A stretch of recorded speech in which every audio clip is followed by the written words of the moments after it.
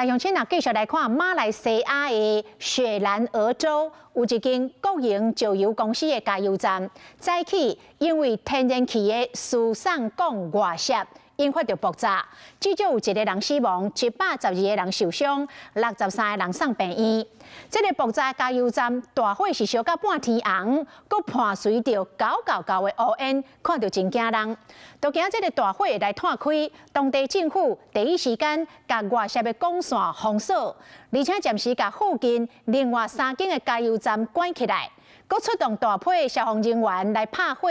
嘛疏散附近的居民，以防万一。Hello， 我是雷亚，想要抢先掌握最及时的新闻资讯吗？赶快订阅、按赞、开启小铃铛，锁定华视新闻 YouTube 频道。